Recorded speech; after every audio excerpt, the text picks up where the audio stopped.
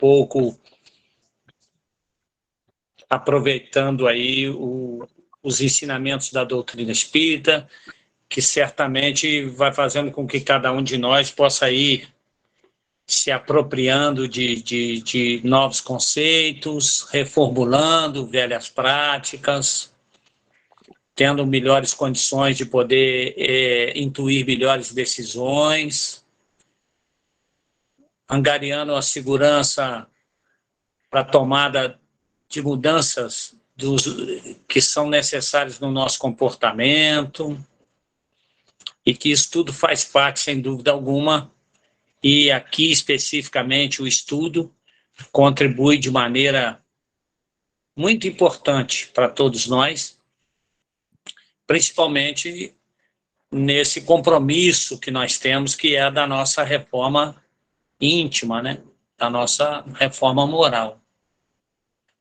Dito isso, eu fiquei com um tema que não é novidade para muita gente. Estou esperando a Cida chegar tranquila aí, poder, né, Cida, se assentar, que eu vi que você estava, acho que no carro. Então tá bom. Aí a Cida vai com tranquilidade, viu, Cida? Aí já poder estar sentadinha aí com o Valdemar. Vamos lá. O assunto de hoje, ele é um assunto que todos nós, de alguma forma, conhecemos. Vai falar sobre os anjos e demônios. Porque, sem dúvida alguma, posso quase que afirmar que todos nós temos pelo menos uma bagagem de conhecimento, se não dessa, de outras vidas aí, né, pelo menos na formação judaico-cristã. Eu falo isso porque a doutrina espírita é muito nova, né? Talvez muitos de nós seja a nossa primeira encarnação nessa experiência religiosa espírita. E a forma de enxergar os anjos e os demônios da doutrina espírita é, sem dúvida alguma, muito diferente das tradições judaico-cristãs. Né? Porque, para começar, esse estudo está lá na parte 2ª, seguindo o Livro dos Espíritos, capítulo 1º, estão nas questões de 128 a 131 do Livro dos Espíritos. E a gente sabe que, principalmente na doutrina judaico-cristã, né, que é a mais divulgada no Ocidente, é importante que se diga isso, e principalmente conforme relatos bíblicos, né, que os anjos para nós são criaturas celestiais, espirituais, né, que Deus nos concedeu para que eles possam, né, servir de mensageiros, ajudantes entre Deus e a humanidade. Lá no Apocalipse fala muito disso, especificamente, quem quiser depois dar uma olhadinha, está no capítulo 19, no versículo 10. Então, é por isso, inclusive, né, que esses anjos, né, eles cuidam, basicamente, de fazer esse meio de campo entre a humanidade e o Todo-Poderoso. E é exatamente por isso que a figura do anjo tem asas, né? Porque possibilitam para que eles possam fazer permanentemente ou corriqueiramente esse caminho, né, entre a terra e o céu. Por isso que os anjos têm asas na sua representação, né? Então, na verdade, agora, o curioso é que se nós também pesquisarmos os outros conteúdos religiosos, né, os muçulmanos, os budistas, os zoroastristas, na verdade, também eles aceitam o fato dos anjos na sua existência, porque isso é outra coisa que vai nos chamar a atenção e que eu pretendo hoje, de alguma forma, oferecer para todos nós, alguma coisa para a gente pensar um pouco. Por que será que até mesmo essas religiões orientais estão dentro dela essa mesma visão de anjos, né, de figuras celestiais, né? Também tem os nomes mais variados, na judaico-cristã tem até as 3 grandes categorias, né? Bom, enfim. E por que e até digamos assim, ratificadas por expoentes aí do pensamento cristão, Santo Agostinho, né? Para citar aqui apenas um, né? Mas é uma lista enorme aí de ícones, né? Da religiosidade cristã, e que falam sobre os anjos e que falam também sobre os demônios.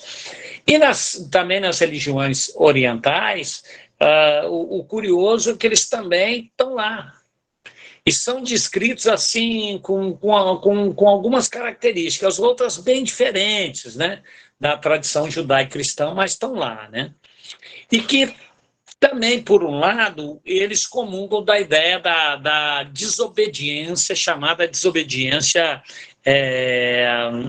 original, a desobediência original. Ela consta lá, até São Tomás de Aquino fala que o que provocou basicamente a revolta de Lúcifer, né? O Satanás, né? Que era o líder, né? Ele era um arcanjo, inclusive, né? Os arcanjos, né? O prefixo arque quer dizer comando, chefe, né? Então, todos os arcanjos, quando a gente vê toda a hierarquia dos anjos, estão acima dos anjos, né? Porque são aqueles que comandam especificamente os anjos. O São Tomás de Aquino, ele dizia que a própria revolta do Lúcifer, né? Foi exatamente quando se deu a reencarnação do Verbo, não é? Ou seja, do Verbo que se fez carne, uma referência ao Cristo. Olha que isso é muito importante, que é o que a gente vai tentar dissecar um pouquinho essas questões, né? A gente vai ver que isso tem realmente muito a ver, que a doutrina espírita apenas tem um outro panorama de enxergar, mas é exatamente enxergar esse fato. E que ele se revela, né? Essa revolta basicamente se dá com a revelação da encarnação do Verbo, porque eles achavam que, principalmente Lúcifer, encabeçava a ideia de que não dava para servir a um ser tão fraco como o homem. Né? Então, aí é que começa a rebelião, né? E aí os outros anjos, que foram, de certa forma, cooptados por Lúcifer, né? Conseguiu incutir neles que isso era a prova cabal de que Deus não os amava, né? Que, ao contrário, ao forçá-los a esse tipo de trabalho, junto à humanidade, né? Que entendia ser seres muito fracos, né? Que não estavam à altura, eles dão a base principal era que Deus os oprimia, né? Então, por isso que todos nós conhecemos a história de que Lúcifer, ou Satanás, é, portanto, um demônio que, na verdade, era um anjo que se rebelou contra Deus e passou a agir dessa forma como age até hoje, segundo essas tradições, pela perdição da humanidade. E olha que outra coisa curiosa. A arma de Satanás, né? Está bem revelado, são as ideias. Ou seja, é assim que os homens, ao serem influenciados por ideologias maléficas, vamos chamar assim, é que é a causa dos grandes genocídios e de tantos outros males no mundo. Então é assim que se vê. A ação dos demônios, ou de Satanás especificamente, né, na nossa visão judaico-cristã, é de que esse anjo, a arma dele são as intuições, ou seja, interagem por nós o tempo todo. Todo mundo aqui já logo de imediato se remete à questão do Livro dos Espíritos, na questão em que se pergunta: os Espíritos influenciam os nossos pensamentos? Muito mais do que imaginamos, são de ordinário eles que nos governam. E todos aqueles que estudam os processos obsessivos, e que os livros da Joana de Anjos estão recheados, do Manuel Filomeno de Miranda, mais especificamente, de que a ação dos espíritos obsessores e causadores de todos os nossos desequilíbrios vem através... Qual é o primeiro estágio dos processos obsessivos? A sugestão, as intuições. A ideia fixa sendo plantada, a monoideia. Então, a gente vai começar aqui a tentar ver esse paralelo, né? Então, voltando aqui à história, né? a revolta dos anjos cresce, então, de forma tal, né, que até se estabelece, curiosamente, quando vai se estudar sobre a teoria, né, dos anjos decaídos, a gente vê que há graus de ódio contra Deus, né, entre os demônios, né? E que lá diz, para concluir, que Deus, percebendo que as graças que ele enviava só traziam, então, mais sofrimento e fazia o ódio desses anjos decaídos aumentar, está lá escrito, ele lhe vira as costas. Então, é nesse momento, quando a escolha de cada um havia sido feita, né, exatamente,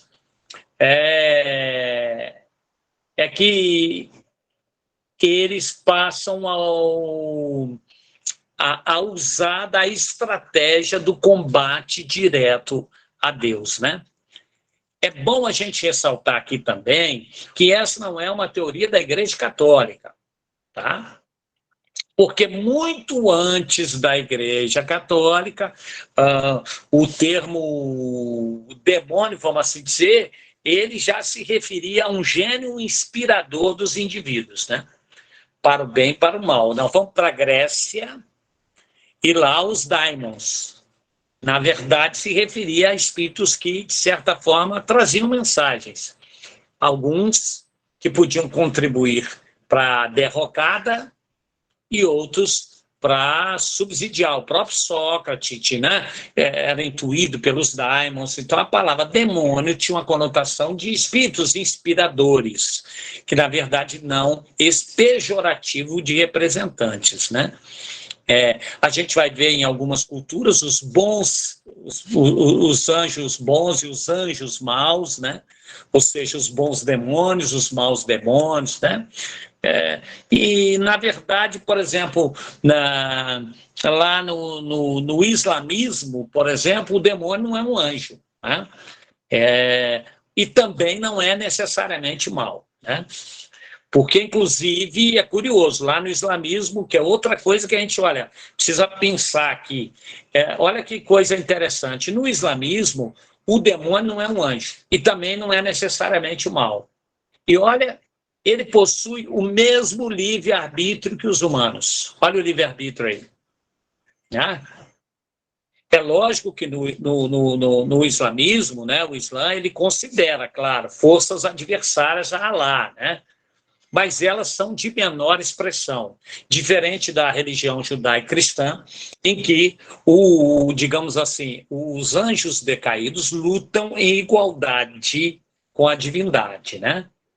Então, lá no islamismo, por exemplo, só por uma comparação, é de muito menor expressão essa figura dos chamados demônios, enquanto no cristianismo, na nossa filosofia judaico-cristã, a gente vê que há a existência de dois reinos, não é isso? A gente tem o reino de Deus e o reino de Satã, e eles vivem num embate permanente entre o bem e o mal, né?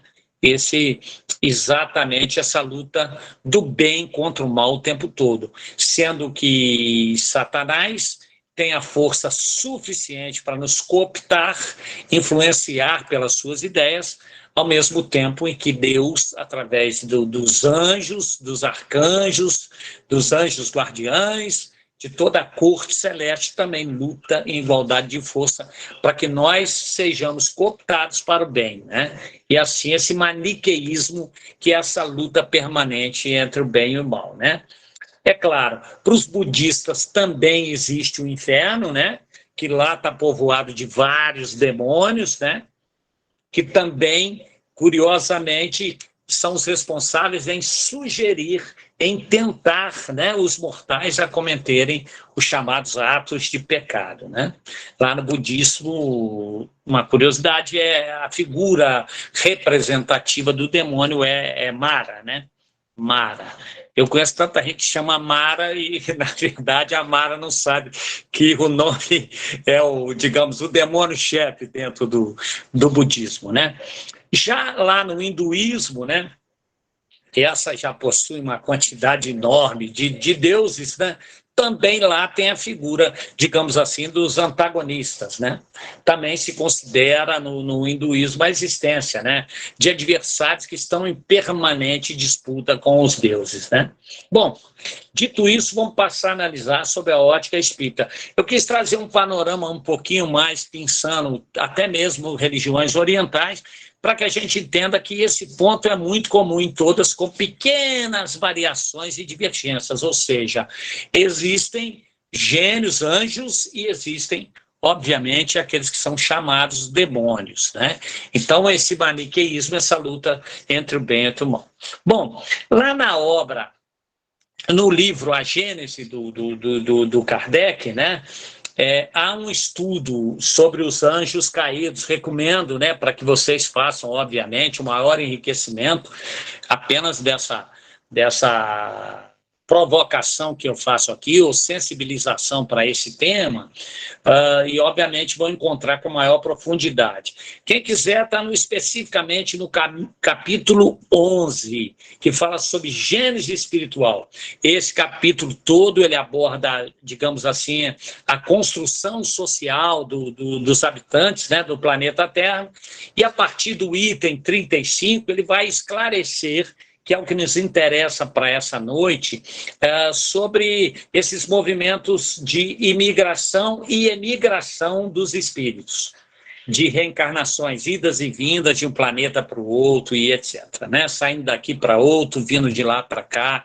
Então, todo esse movimento, a partir do item 35, no capítulo 11, denominado Gênese Espiritual, né? Nós sabemos que da história de Adão e Eva, que todo mundo conhece, e que, na verdade, o que importa é que todos nós somos os grandes herdeiros de quê? De um paraíso, de uma situação de paraíso que foi perdida. Ou seja, aquela ideia do Éden, né, ou céu dos anjos, né, vamos dizer assim, né, que era o Éden, e tanto Lúcifer como Adão e Eva, né, são as figuras que vão representar, de alguma forma, para nós, a revolta e a desobediência a Deus. Todo mundo conhece a história da maçã, né? E que, pela desobediência, Adão e Eva são expulsos do paraíso, né?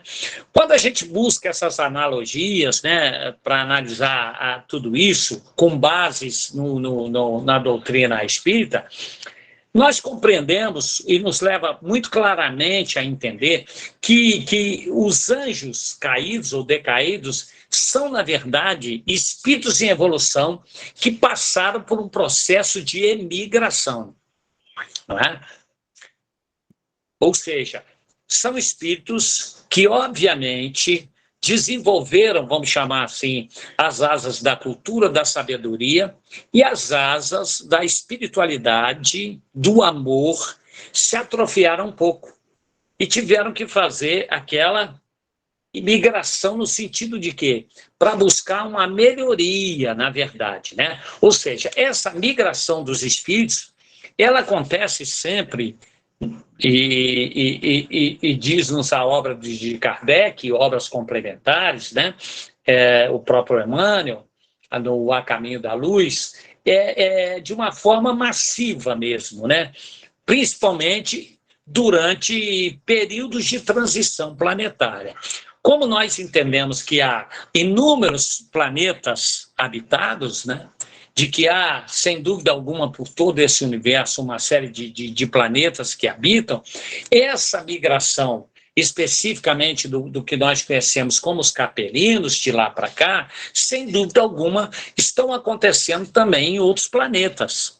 Na verdade, planetas que vão passando por estágios, vão recebendo espíritos, né, oriundos de outro planeta, num degredo, e ao mesmo tempo lançando para o degredo outras pessoas. O nosso processo hoje, em que nós admitimos pela doutrina espírita dessa mudança de um planeta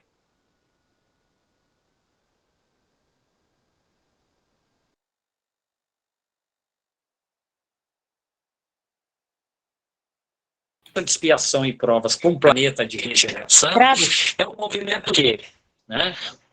Estão me ouvindo? Opa, Heraldo. Estão me ouvindo? Agora sim, de novo. Oi.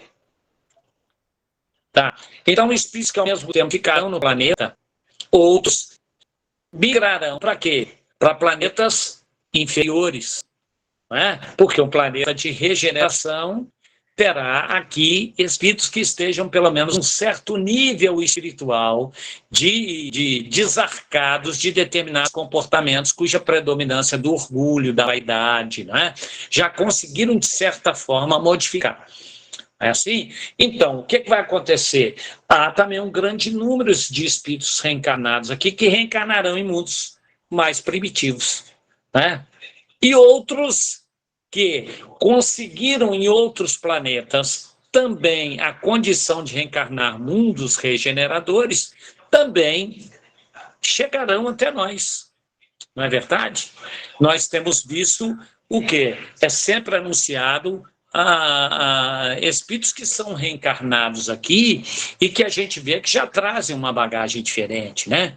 Crianças, novas gerações, e vai chegar um momento que, do ponto de vista estatístico, isso vai ser relevante pelo número, nós veremos uma série de pessoas que isso vai, dentro do contexto maior, vai ser expressivo, digamos assim, num arcabouço amostral, ou seja, o número de pessoas diferenciadas, obviamente, isso vai se fazer mais presente, quando, de certa forma, elas puderem tomar, né, alguma projeção social. A nossa irmã Mercedes levantou a mão. Estou pronto. Oi, Heraldo, boa noite. Muito boa noite. Deixa eu gerar uma dúvida. Claro. Quando o espírito chega a ser um anjo, isso quer dizer que ele já atingiu a um nível superior do espírito, não é isso? E quando ele se revolta, ele dá um passo atrás, ele regride. Na verdade, a questão da revolta é uma alusão feita à teoria dos anjos decaídos, né? Digamos assim, da religião judaica cristã.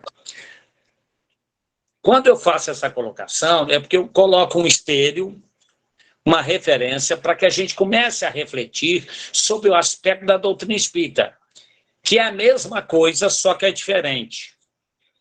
O que eu estou querendo dizer? Para nós, né, esse anjo que decai, na verdade, no primeiro momento, se o espírito não retroage, B6, como é que um anjo que já atingiu uma perfeição decai?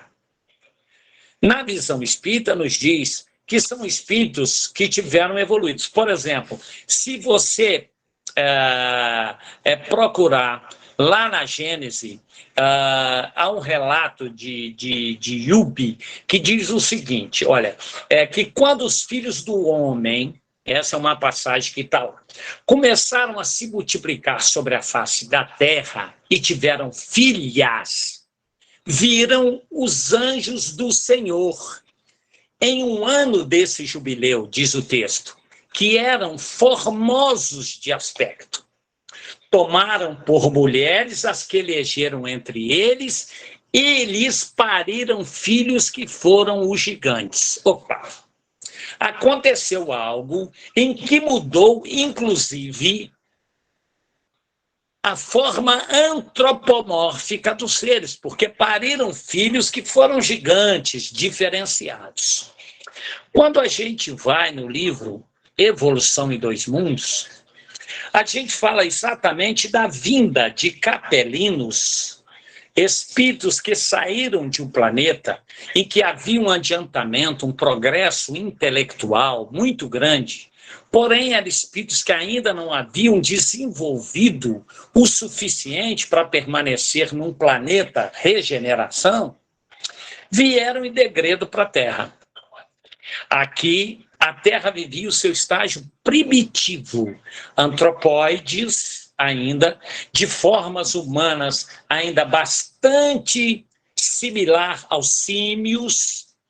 E no próprio Evolução em Dois Mundos se fala da adaptação em que alguns corpos físicos tiveram que ser feita pelos coordenadores espirituais do mais alto para que pudessem receber o perispírito desses que vieram de outros planetas.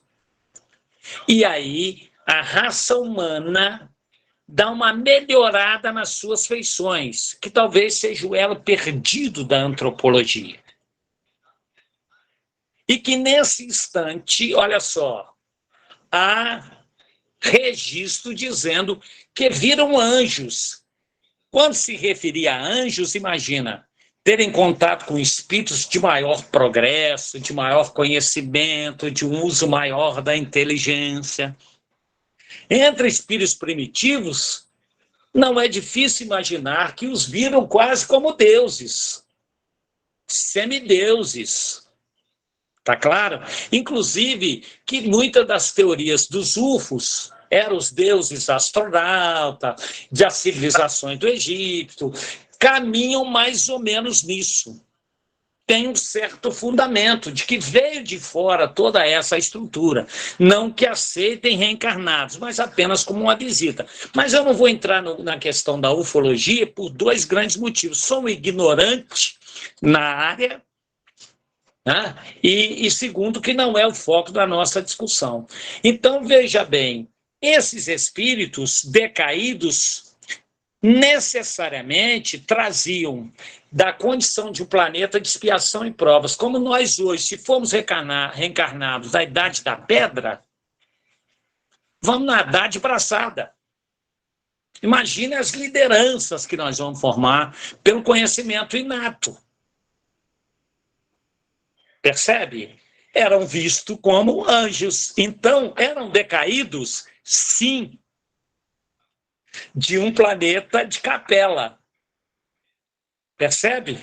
Eram anjos, porque relativizando na estrutura em que reencarnaram, eram anjos.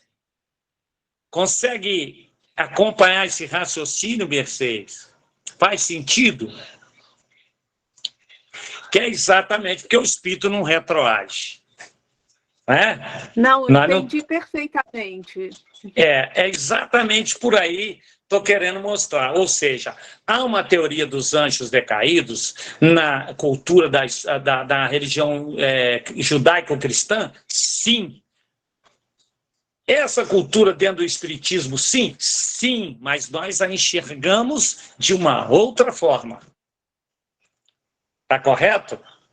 Então, na verdade, né, voltando aqui à Gênesis, né, a alegoria presente, então, aí veja bem, para a gente concluir a dúvida da Mercedes, essa alegoria presente aí na figura dos anjos decaídos, nada mais é do que, digamos assim, uma figura didática de explicar esse processo de migração dos espíritos em momentos de transições planetárias. Ficou claro aí para todo mundo? A Terra, é só levantar a mãozinha aí. A Cicilinha ou a Célia me ajuda aí se eu não ver, porque eu não vejo todos aqui na minha tela. Vejo a Cida, vejo a Maria, vejo a Célia, a Mercedes e eu e mais 30 pessoas. A Cicilinha eu vi agora. A Terra passa por um processo atual de transição. Nós não aguardamos a regeneração? E para que isso ocorra, espíritos ainda imperfeitos vão migrar para outros planetas, não vão? E espíritos com um grau de adiantamento moral elevado vão vir para cá para dar uma nova contribuição a esse novo estágio do planeta, né?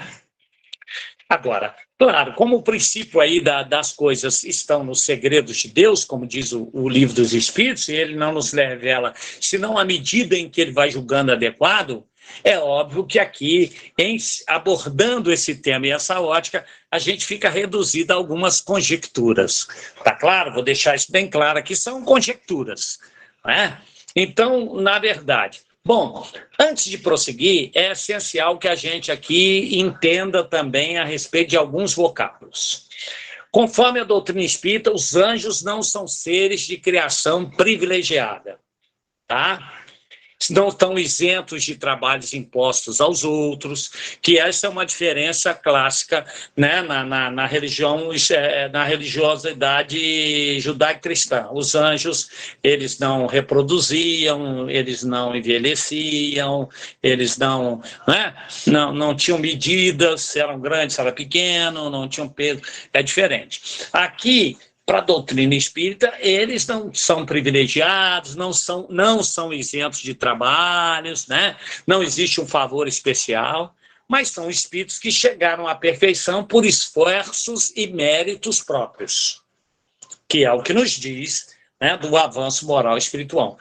Agora, se os anjos para nós, o que justifica nós caminharmos nessa direção?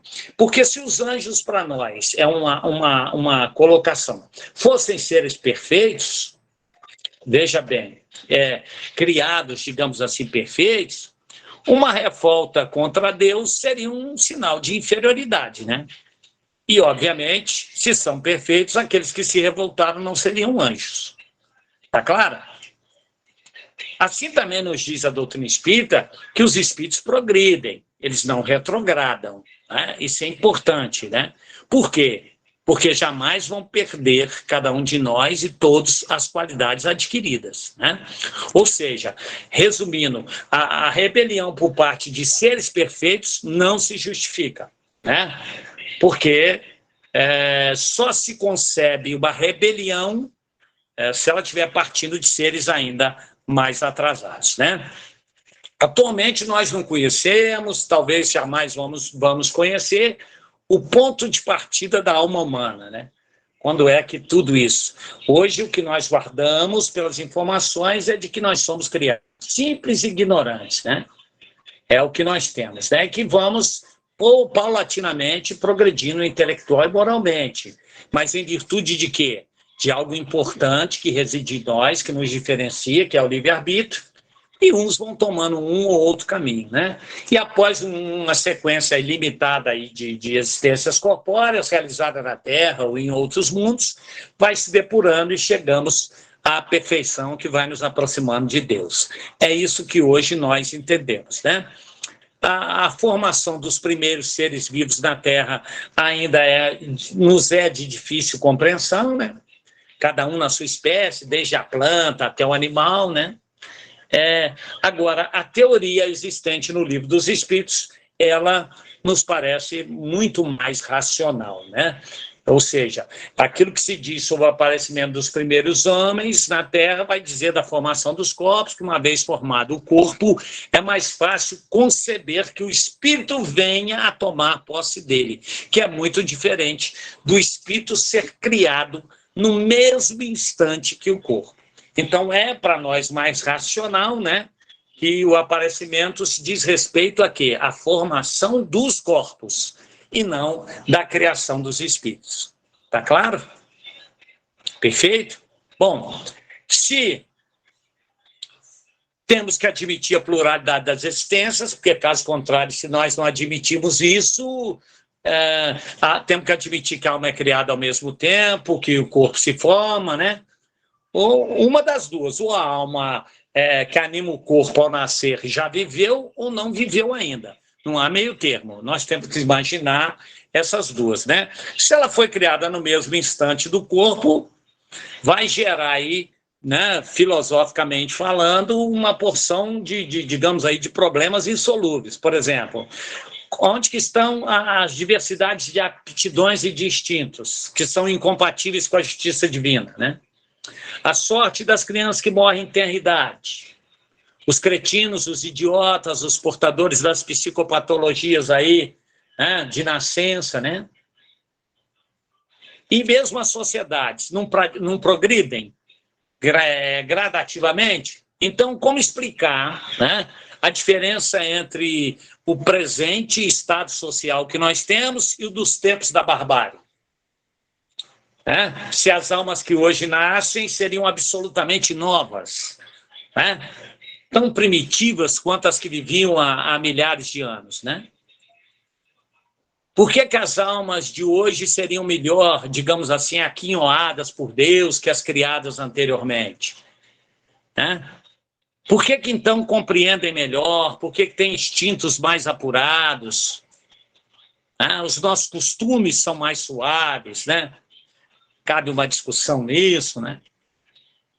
Por que nós temos atualmente intuições de certas coisas sem havermos aprendido já especificamente, né? Isso, obviamente, está na teoria da reencarnação, que é fundamental para nós entendermos, né? Ou seja, então, o fato de espíritos ainda, né, do espírito não ser criado no momento do corpo, já pré-existir, ele também já reencarnou em diferentes mundos, né?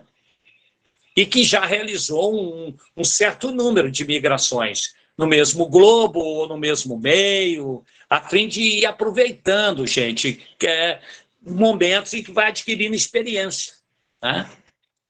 E só vão sair de um meio para um pior, digamos assim, por uma punição expiatória.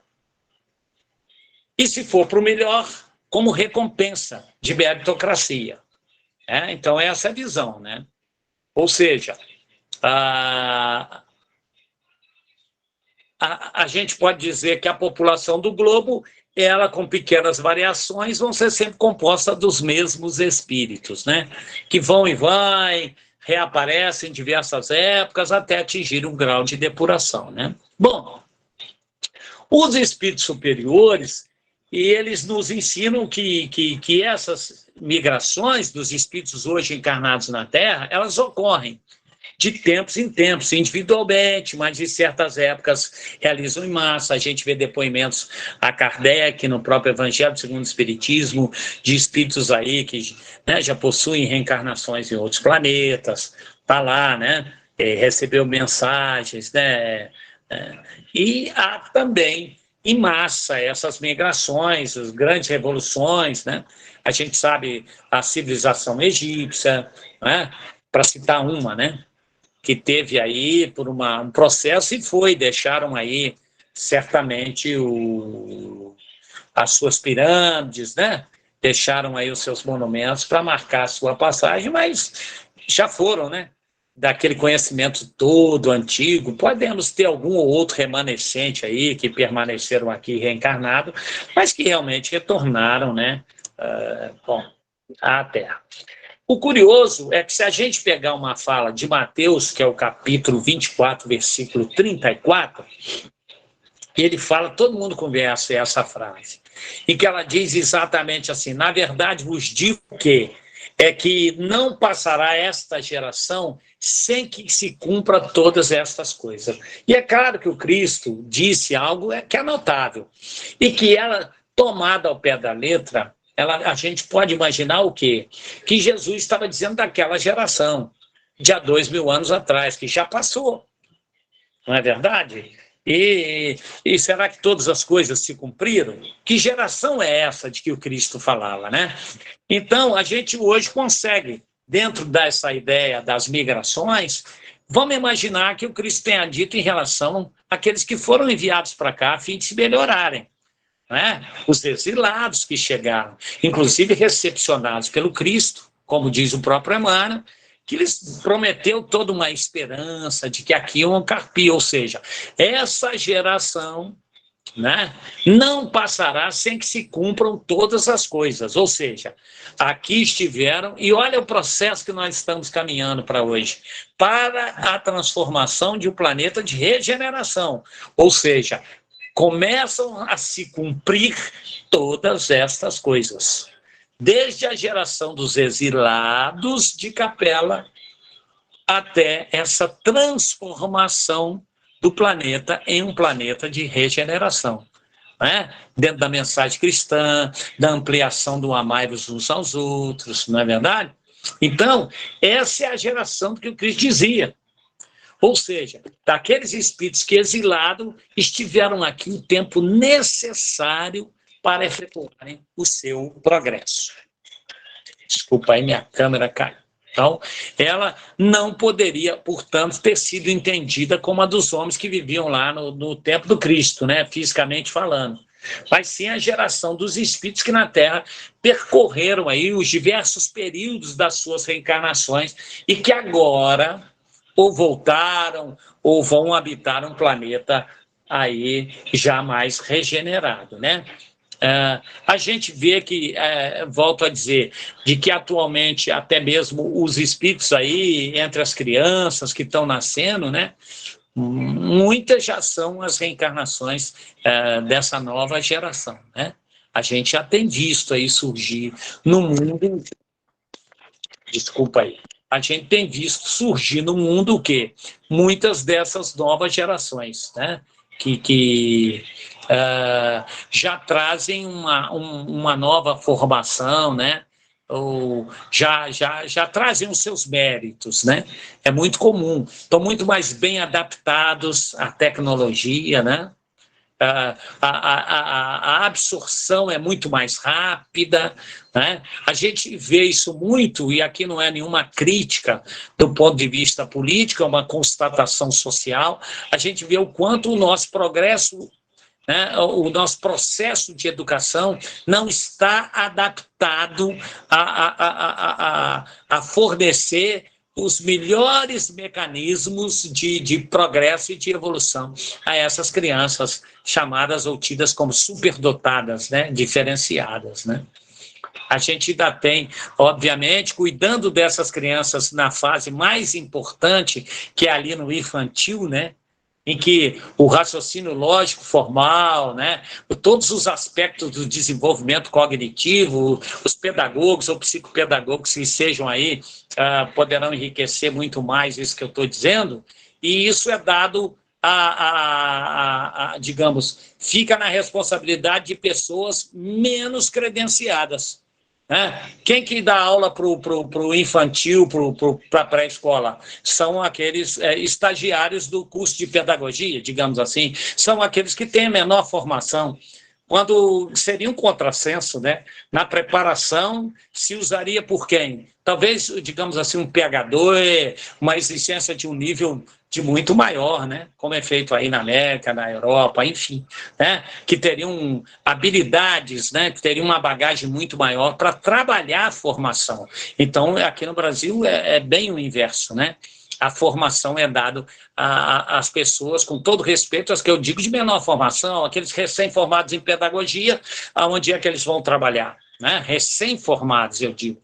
Vão trabalhar onde? No infantil, nas escolas de infantil, né? Que estão aí, que enxameiam, né? Algumas até como um estacionamento, digamos assim, temporário das crianças, né? Para que os pais possam trabalhar. A Mara levantou a mãozinha aí. Mara. Boa noite, gente. Eu queria ter uma dúvida. Por que eles pintaram os demônios como seres muito feios, assustadores, com chifres, Sim. até animalescos, né? Sim. Por que será? Os anjos tão belos, né? E os demônios tão feios, assim, para assustar a criança? Não sei, talvez, né? Obrigada. A sua pergunta é excelente, porque ela nos permite fazer mais uma ponte até com a doutrina espírita em relação a isso. Olha que coisa interessante, que também está na doutrina espírita. Os grandes espíritos obsessores, se estuda em espiritismo a zoantropia, uma característica de espíritos que estão muito comprometidos com o mal, de certa forma nas suas vibrações perispirituais, de baixíssimo quilate espiritual, que há um processo até de deformação da sua imagem perispiritual. E muitos deles se apresentam de forma vampiresca mesmo, né? Aterrorizadoras. Os médiuns videntes podem ratificar o que eu estou dizendo, né? Claro, talvez até buscando representar a imagem do Beelzebul, que obviamente, né? Talvez os chifres, há anjos que tinham representação, se você pegar também, de não os anjos decaídos, mas há anjos cuja representação simbólica material dele é um touro alado. não são os decaídos, touro alado. Né? Você vai ver, se você tiver a curiosidade de pegar aí, ó, você vai encontrar na internet imagens aí de anjos representados por touros alados, né? Então, a questão do chifre, aí essa questão do rabo, aí obviamente se fantasia muita coisa, né? Mas esse aspecto eu acredito para representar realmente aquilo que contrasta com a beleza, né, dos anjos, até de uma forma racista, né? Porque eu, particularmente, por curiosidade, procurei e não vi, não tem um anjo negro. É verdade. Né? Até, de certa forma, essa exclusão aí racial que não se justifica, né? Como se todos os anjos... Qual é a imagem de um anjo? Um loirinho, de preferência de olho azul, né? É tanto que as pessoas que querem adotar criança, há honrosas e notáveis exceções, mas a grande maioria vão em busca de um anjo, né? Ela quer adotar o lourinho, né? O de olhinho azul, né? Os cabelos em cachos, quer dizer, toda essa figura aí para representar o que seria o belo, né? E para contrastar isso, obviamente, essa figura do diabo, do capeta, Beelzebub, enfim, que para nós, obviamente,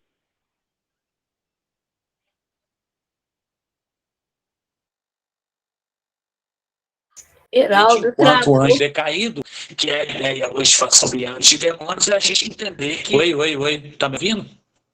Mara, tá me ouvindo? Oi, Heraldo. Estão me ouvindo? Estou ouvindo. Alô, oi, tá me ouvindo e ouvindo? vendo. Estou. Isso, então, essa imagem dos anjos decaídos para nós são essas migrações de espíritos, que é isso que é importante da gente entender. E que muitos também dos anjos são vistos como anjos por trazerem uma certa superioridade, até intelectual, né? Ou até de costumes, embora no planeta em que viviam, né? Por exemplo, hoje, portador de um orgulho, de uma vaidade, mas, por exemplo, não sou capaz de praticar um canibalismo, obviamente não sou capaz de promover um duelo, né? Certamente que não tenho a frieza de transformar um assassinato em banalidade, né? Me horroriza, não me permite, mas isso não quer dizer que eu seja um anjo. Agora, se eu cair no processo de civilização em que o duelo, que a gente não baniu da sociedade há tanto tempo assim, né? Não tem tanto tempo que esse costume, né, foi banido dos nossos meios sociais. Não há tanto tempo assim, né? No próprio tempo de Kardec, os espíritos já faziam. Quantas informações? Tem um trecho sobre o duelo, inclusive, para que abandonássemos essa prática. Isso ocorreu em meados do século XIX, né? Então não foi tanto tempo assim. Agora, você imagina, quem abomina ou quem não tem isso no comportamento pode ser visto até como uma criatura diferenciada, bondosa, né? E que aqui, citando a mim como exemplo, longe demais, estou muito mais entre os probos, os réprobos, né? Os decaídos do que. Então é fácil de entender. Maria, ok, Mara? Maria levantou a sua mãozinha. Está sem som, Maria, você está sem som.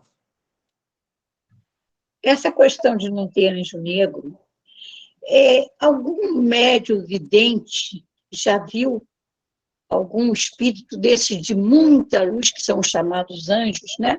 Que as asas assim, só para questão de figuração, né? Mas que, na realidade, eles não devem ter asas. Têm a facilidade de se locomover para qualquer lugar sem necessidade de asas. Sem dúvida. Então, eu acredito mais, é isso. É que não, e deve ter, sim, anjo negro. Vamos dizer, não é? Sim. Né? Vou deixar bem claro o seguinte, eu disse... Muita luz. Inclusive, eu li um dos livros em que fala, não me lembro o nome. Eu sempre compro muito, empresto muito e não me devolvo. Mas aí eu me lembro, não me importo, não. Mas eu me lembro de uma uma Eu estou cena... rindo porque eu tenho esse mau costume de não devolver, mas vamos lá. Era uma cena em que um convidado, um amigo de uma pessoa, levou essa pessoa num centro para falar com um preto velho, vamos Sim. dizer assim. Sim. E essa pessoa chegou lá e o preto velho não era um preto velho, naturalmente era um médium, né? Mas não falava errado, não falava assim, me de filho, essas coisas. Sim. Entendi. Né? Não falava igual a nós. E falava perfeitamente. E aí ele perguntou assim, quando ele saiu de lá, essa visita, saiu e falou para o amigo, olha só, isso aí é charlatanismo, porque preto velho não fala assim. Preto velho fala da forma que todo mundo sabe.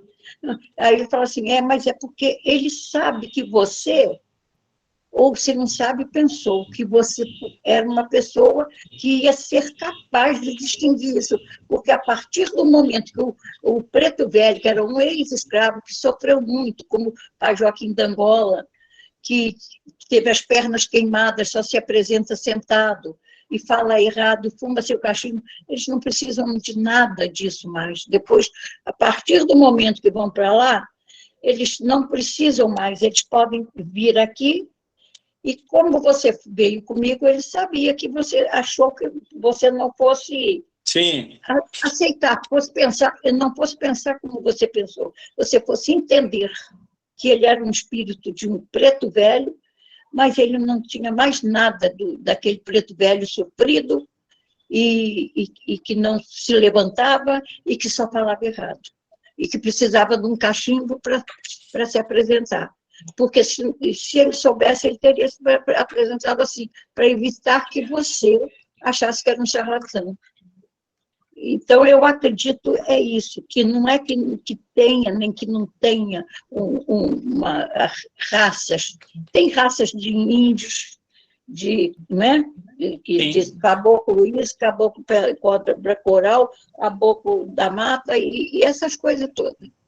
Mas todos, depois que estão lá, tudo só luz, luz e luz. Que até naquele livro Voltei, quando ele foi, o irmão Jacó, né, que não era irmão Jacó nada, era um ser, aqui um ser humano muito, muito capacitado, muito inteligente, muito conceituado no meio comercial aqui do Rio de Janeiro. Veio de outro país e entrou, passa aqui. Esse irmão Jacó foi recebido pelo, acho que é o Barçanufo, e um outro, que eu não me lembro, famoso também, mas não me lembro o nome. E eles andavam com ele por lá, e ele ficava assim, espantado de ver, porque ele não tinha luz nenhuma, e os outros tinham. E ele teria a luz futuramente, como do meio do livro para lá, ele já adquiriu a luz que ele tanto queria ter. Entendeu? Então, é isso. Lá é tudo luz. Os espíritos todos que estão lá vindo fazer do bem, principalmente, vamos dizer aí no caso, pela raça, né, do preto velho. Preto velho era um preto, era como é que chama? Ex-escravo. Mas ele lá já não era mais. Ele já tinha sofrido tudo e que tinha que sofrer e virou pura luz. Então, Maria, luz não tem cor. Maria, se me permite te interromper, é só porque o que você está falando, por favor, o que você está falando é importante para eu esclarecer.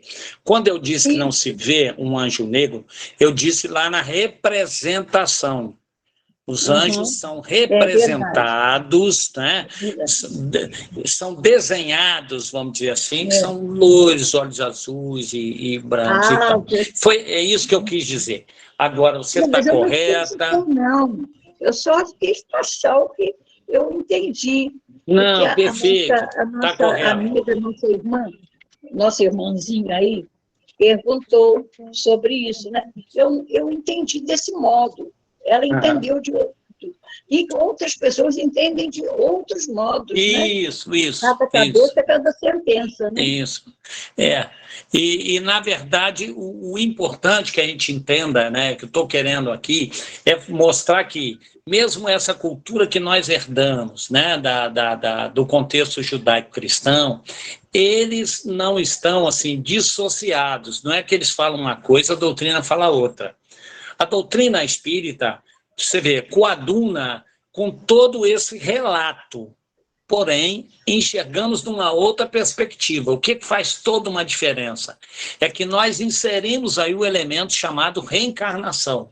A possibilidade de várias vidas, do espírito não ser criado no mesmo instante que o corpo. Né? Ou seja, até do ponto de vista filosófico, como é que a criatura pode limitar o Criador? Não faz sentido. Se o corpo, o espírito é criado no mesmo instante com o corpo, eu vou fazer vasectomia, a Bia vai fazer laqueadura de trompas, vai usar o anticoncepcional, eu vou usar o preservativo e nós vamos dizer para o Criador, aqui você não cria. Na condição em de que os espíritos já pré-existem. Digamos assim, a criação do corpo, a formação do corpo, o fato de nós inibirmos a gestação não quer dizer que impedimos a criação e a existência dos espíritos. Percebe? E de forma nenhuma limitamos o Criador. Claro. Mas se o corpo for criado, e o espírito criado no mesmo instante que o corpo, não faz sentido a criatura limitar o Criador. Né? Não faz muito sentido isso. Bom, eu queria só dizer, se você... Pois não? Não faz nenhum sentido. Sim. Imagina. Bom, eu queria, para terminar aqui, que a Celinha já está ali me olhando, viu, Maria? Eu adoraria ficar conversando contigo aqui. Mas a Celinha não é mole, não. Então, eu queria só finalizar aqui, né, para deixar bem claro, que, obviamente, o Adão, como um tronco único da espécie humana, essa ideia é muito controvertida, né? A gente já começa a entender isso aí, porque... Mesmo dentro lá das leis da antropologia, isso já está demonstrado, essa impossibilidade, né? Também a gente pode falar da autenticidade de documentos da história chinesa, né, da civilização chinesa, que a população do globo remonta, então, a uma época muito anterior ao que a cronologia bíblica fala a respeito de Adão. Então, não, realmente é controvertida e, do ponto de vista da antropologia, há uma impossibilidade, né? A questão principal, para nós, não é saber se esse personagem, Adão, né, existiu realmente. Não é isso. O que não importa para nós é a doutrina espírita, né? E muito menos em que época ele viveu. Né? O que importa para nós é se a raça humana é uma raça de anjos decaídos. Estou abrindo uma provocação aí para deixar, como diz meu amigo Zé Carlos, um barulho de carroça na cabeça, né? Porque tudo isso que o tema nos levou, a questão de anjos e demônios, que é a continuação do estudo que o nosso colega amigo Pedro tem feito aí, é para que nós nos remontemos à ideia dos anjos rebeldes, né? Ou seja, dos anjos decaídos, do paraíso perdido, né? Que se encontra em quase todas as religiões e na tradição, olha que importante isso, entre quase todos os povos. Opa! Então, há um elemento aí que merece ser muito considerado. pela questão até das probabilidades, porque, veja bem, né, quase todas as religiões falam exatamente no paraíso perdido e nos anjos decaídos, e na tradição da cultura de quase todos os povos. No nosso caso, é bom que a gente, quero finalizar aqui dizendo, vamos admitir, que é o que nós admitimos, que nós, a criatura humana, são espíritos encarnados. Ou seja, espíritos que aqui estamos e que, muitas das vezes, nós nos revoltamos, sim, contra a divindade. Não é verdade? Lembra que começamos a falar da revolta? Que é isso que motivou, né, a situação dos chamados anjos decaídos? Né? Quando nós nos sentimos muito culpados porque servimos da nossa inteligência, que às vezes nos vangloriamos, né? E muitas das vezes os atos consequentes dessa inteligência arrastam semelhantes para o precipício, para a fome.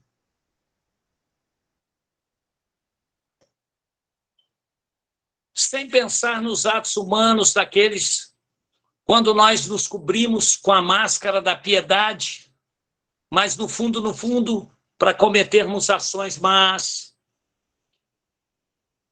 Nós que muitas das vezes preconizamos a nossa crença de fé no futuro, na imortalidade da alma, e não nos desligamos dos bens deste mundo. Quantos de nós que admitimos, buscamos, suplicamos a serenidade interna e a paz e violentamos uma das leis mais importantes das leis divinas, que é a lei da caridade? Quantos de nós que semeamos a perturbação, o ódio, a calúnia, através da calúnia, através da maledicência? Quanto de nós cuja vida voluntariamente inútil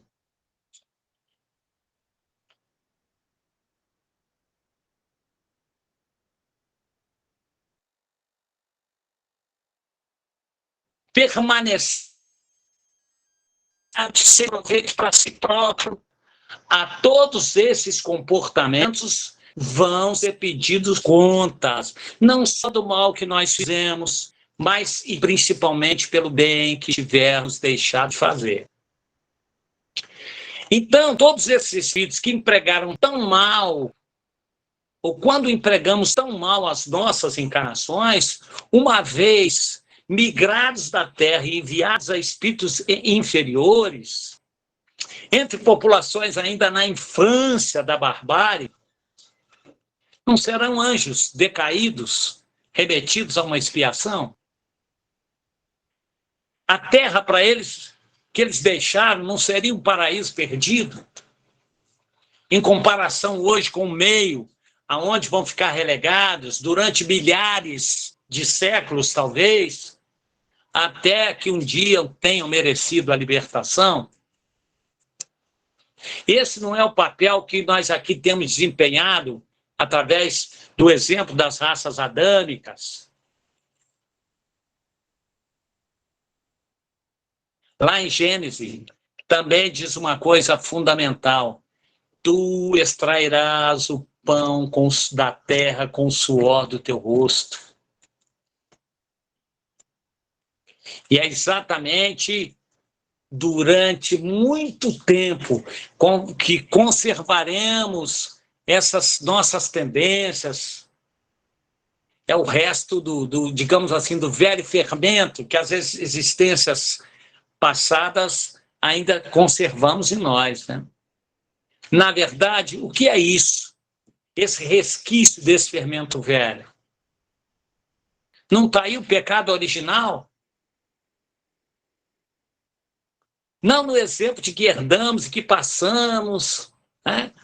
Mas essa mancha, digamos, que trazemos ao nascer, não é a nossa culpabilidade, a nossa necessidade de punição, de reparação, né? Que precisam ser apagados pelo arrependimento, pela expiação e pela renovação da nossa personalidade moral. Então, aqui, se a gente olhar nesse panorama, finalizando, a missão do Cristo fica mais facilmente compreendida. Porque se trata exatamente dos mesmos espíritos que viveram antes e depois da vinda do Cristo. Somos os mesmos que vivemos antes e que continuamos a viver após a vinda do Cristo. E que precisamos, então, né, obviamente, tirar proveito desses ensinamentos. Se Deus nos enviou um espírito puro, né, prezados irmãos, que não pertencia a uma raça culpada, nem fazia parte da raça de exilados, né, para reencarnar conosco e desempenhar essa augusta missão, né? Ele, da mesma forma, de tempos em tempos, tem enviado espíritos superiores. Está aí a obra do Chico Xavier, para citarmos apenas um. Está aí os exemplos de um espírito quilate do Eurípides Bassanufo, de um Emmanuel, né? Esses espíritos são enviados para nos dar um impulso, encarnam junto a nós, acelerar o nosso progresso, né? Para que se possa cumprir, então, a palavra do Cristo está lá em Mateus, capítulo 25, versículo 33. As ovelhas ficarão à minha direita e os bodes à minha esquerda. Que nós possamos aí, com muita alegria, permanecermos esperançosos nessa senda, nesse trabalho de burilamento permanente, e que nós possamos não afastar os demônios de nós, mas transformarmos esses nossos demônios em anjos, erguendo a fronte, subindo avante e acima, com a espinha erecta e a alegria de fazermos parte dessa humanidade cujo pastor é Jesus. Muita paz, muita alegria para nós aí. Muito obrigada, Heraldo. Agora, então, nós vamos passar para a nossa segunda parte. Eu queria saber se a Cida Carbogin está aí, podendo